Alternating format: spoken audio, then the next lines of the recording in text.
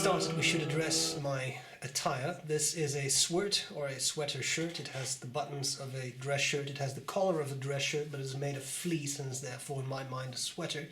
Sweater shirt, hence sweat. I want to point this out because this is rather colourful. Usually I wear just these black t-shirts. That was arousing, wasn't it? But I will tell you that it is October. It is -12 centigrade out, and there is snow on the ground in October.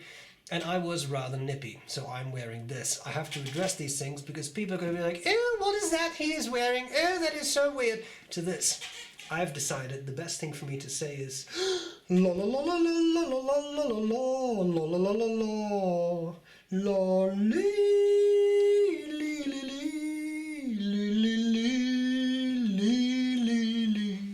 And we'll leave it at that. Today we're going to be talking about the Leonardo Cuspide. Cuspide. You've missed Milcuckfield, haven't you? Yeah. No, the Cuspide. Cuspide. I think Cuspide, maybe. Italian, right? Cuspide. Cuspide Pistone Vintage. This is a Leonardo pen. This is the pen. I'm going to show you the parts of the pen. I will do a writing sample. I will tell you what I like and what I don't like about it. But first I have to thank Joost Appelboom for lending me this pen. This is a fancy Leonardo. This one is a bit more pricey than some of the others, so let's get this party started.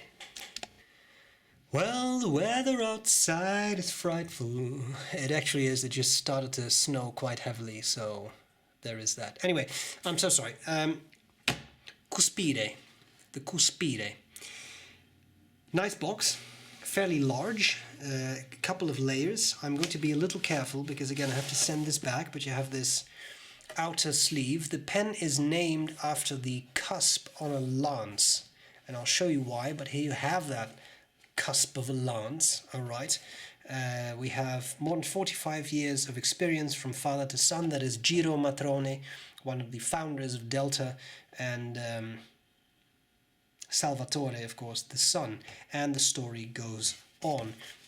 Blank, here we have 100%, 100% Italiano, and that's pretty much it. Then we have this black cardboard outer sleeve, which I rather like. This is nicely embossed. I want to say, is that embossed? That's what I'm going to go with. I might misuse the term. When you open that up, you get the actual box. Boom. I wanted to read you some from this, but inside the box you have all this nice soft material, and you have a bottle of ink which I have not used. I know that would be nice, but I have to send this back. I don't want to use up someone else's ink. And there is a little pen sleeve. Okay, I wanted to, as I said, read something from this little booklet, Cuspide. These are the 4 finishes of the Cuspide. I have the grey, as you can see, the mineral grey, and there's a bit of a story here. I just wanted to read you this. Cuspide, piston with a vintage taste, shapes and details that recall the masterpiece of the 30s golden years for the Italian fountain pen known throughout the world. The filling system, classic piston, the ebonite feeder, the clip, the band, and also the position of the thin metal rings on the cap bring us back in time. 4 different colors, limited 70 pieces for each nuance. The material is inspired by the lance cusp used by ancient warriors in the 7th through 6th centuries BC. In fact, the pattern present in acrylic in the darker parts recalls the curve of the spear tip. We would be talking about this, I think. Yeah? Okay. The realization of the resin Cuspide is an important step for our research and production, and is also stimulating for future projects. The effect of depth and texture is given by the assembly of about 10 to 15 sheets of acrylic. The fusion of these sheets, about 1 or 2 millimeters high, is obtained through a casting of dark resin that will become our cusp only after a complex oblique cut of the sheet. I wonder if this is diffusion bonded acrylic then. I don't know enough about acrylic to tell you. Final thing here, Like the previous collection, Speranza, there is the geometric pattern that will be shown in the limited collections only and for the whole year 2020. For next year and the following ones, the design will be different. The decoration is reminiscent of the period known in history of art as the geometric art and therefore means the production decorations of Greek civilization between 900 and 700 BC, which takes its name from the term traditionally used for ceramic production of the same period. The fountain pen is supplied with a 40 milliliter bottle of blue ink and a lifetime warranty on any manufacturing defect. And then there is filling instructions. I just wanted to read you that history of the Cuspide and how they got to Cuspide, etc. So here we have the pen. Let me zoom in a little bit. There we go. Don't you like the blue spot? Yeah, I thought so. Okay. Here we have a Pilot Metropolitan for a size comparison. And that's pretty much it. So, let's look at the parts of the pen, and then we shall do a writing sample. What did I do with my notebook? Oh, I put all the parts of the box on it. I'm so sorry. That was not thought through.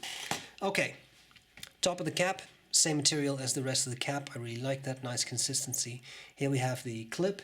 Is this the same clip as on the regular Leonardos? No, it is a little thinner. This is what you would find on the Grandes. Right, see that? Here's a Grande. Yeah, exactly.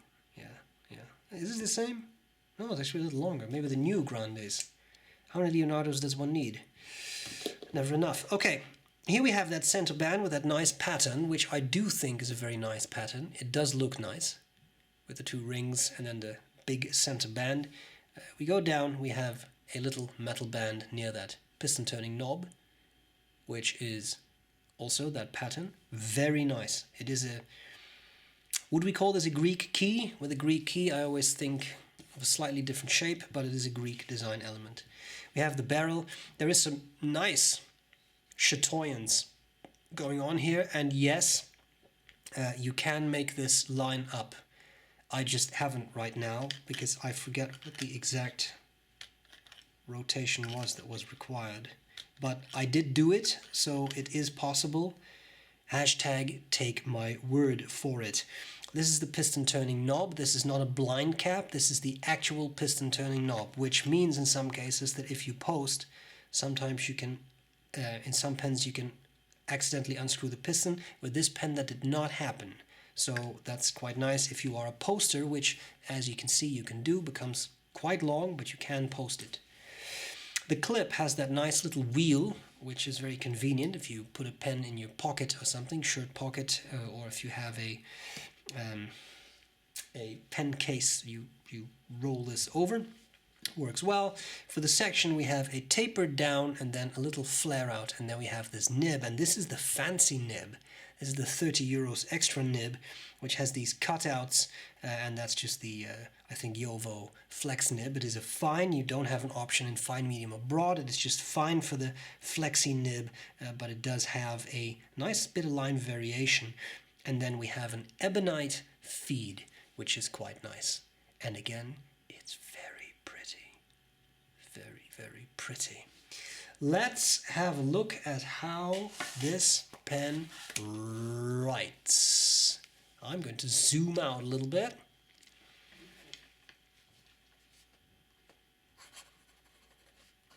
Out of the box, Cuspide, the pen wrote very nicely. Of course, I just skipped when I said that, but it wrote very nicely. We have the flex nib. They call it elastic, I think, but that's a little shorter, although now I've spent so much time explaining that flex is shorter than elastic, I might as well have written down elastic the first time, but you know what this is like. And then the ink is just Waterman Blue Black. Again, I didn't use the ink supplied with it, because I want that bottle to go to the owner unsoiled by B.R.E. Brown, although that might increase the price in this world. Who knows? Anyway, what else did I have to say about this? Nothing. I was just writing. So it's a Waterman Blue Black, which seemed to match the gray. I don't have any gray inks. I don't like gray inks because it's just wrong. So let's... I have to provide these controversial statements so that people have something to talk about. Gray ink is just wrong. Okay?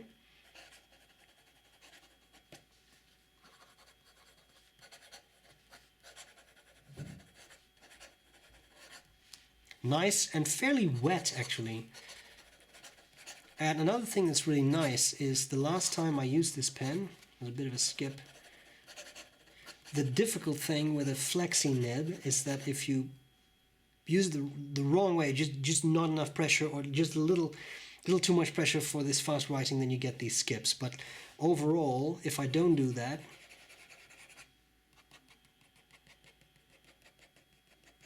you see it's really quite consistent in flow.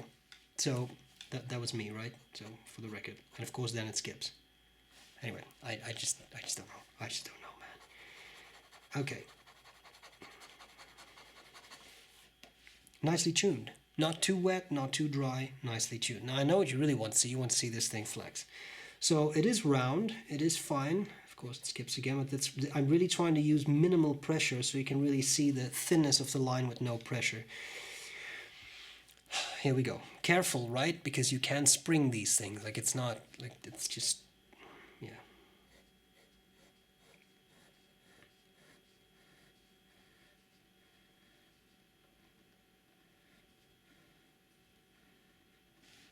Not bad.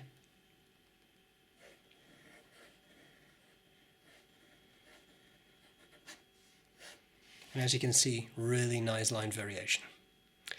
And I have found this for these nibs. I've seen the Yovos with the cutouts before, but always with a plastic feed. The ebonite feed, that's a smart move. Very nice, consistent ink flow. Now, for those of you who enjoy such a thing, reverse writing is possible. You go from a fine to an extra fine. You can probably hear it. It gets a bit scratchier. Right?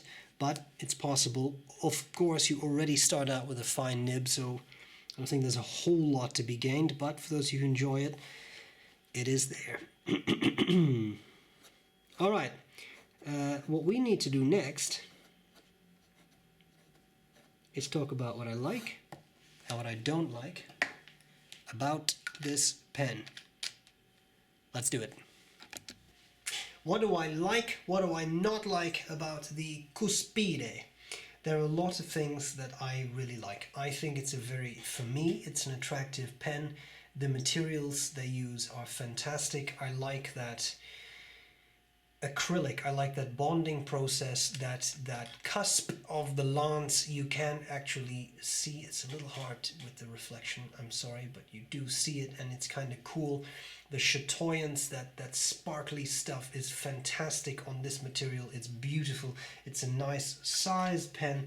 It's a piston filler with a nice capacity, so there is a lot going for this pen in my mind. I also think that this is a size of pen that works for a lot of people. It's by no means huge, but it is not small. A nice, comfortable pen size. I like the nib. I like that there is an elastic option, even though it is a little bit extra. But on the other hand, 33 euros extra, which is what Appelboom charges, I don't think is that much, relatively speaking, given that it's a gold nib. But this model, unlike some of the other Leonardos, many of the other Leonardos, doesn't come with a gold nib upgrade, but comes with a gold nib to begin with, right? So it's not an upgrade from steel to gold, it's just an upgrade to another type of gold nib. So that's I guess already incorporated into the price of the pen. And as an elastic nib, it works well. It writes smoothly. It does what it's supposed to do. It does give you a nice bit of line variation, which I think is really nice. So there's a lot going for it. Having said that, other things I don't like so much. Yes, there are. There is one thing that I think is a little more objective than the other thing. Let's start with the other thing. I find the cap lip to be a little sharp. It feels a little sharp. It's a very straight cut. And I know that on some of the other pens that Salvatore has recently done, like this Furore Grande, you see it's more rounded off. I personally prefer that. Now, realizing that they went for a vintage look, I wonder if that's why they did this, because I do remember a lot of vintage pens that have a really straight cut of the cap, and maybe that's what they were going for. But I noticed this, for example, I read the review of this pen by my friend Dries from the Pencil Case blog, and he said the same thing. Like it is sharp, so I don't think I'm the only one who feels that way. The other thing I think is that this is a harder issue, and that is that of the price. The price is relatively high. Everything in the world is relative, and when you look at when I look at a lot of new Italian pens coming out, they're $2,000. So 700 euros, and that from that perspective is not that bad. But let's be fair, it's not exactly cheap either. And I think especially when you take into account the regular Leonardos, whether that's the Furore Grande now, the Momento Zero, the Momento Zero Grande, they are a lot more affordable, as in 50% cheaper, or even a little less than that. Having said that, of course, there are certain things in place here. A gold nib, which I looked up, the gold nib updates on the Grande, Furore Grande, for example, is 164 euros for a gold nib upgrade. That's a lot. You already get a gold nib with this, and as I said, even if you switch to an elastic nib, you upgrade, you pay a little bit more, but only 33 euros, which is not nothing, but that's a whole lot less than 164 euros, right? So I get that. I also get that it's a limited edition. Limited edition will demand a somewhat higher price. It is a piston filler, which is cool. It is an ebonite feed, which is cool, but the Furore Grande also has an ebonite feed and also has a piston filler, and that is 243 euros and 80 cents. So that's quite a lot less. But then those pens are not limited. It's not a celluloid, right? This is an acrylic, a special acrylic with layers and all the stuff, and but it is an acrylic. So I find the price on the high end for what it is. Having said that, I know this is a bit of a lame thing to say, but it could be a lot worse, because again, I see a lot of new Italian pens coming out that are all $2,000. So it's not that, but it's not the 200 euro range either, right?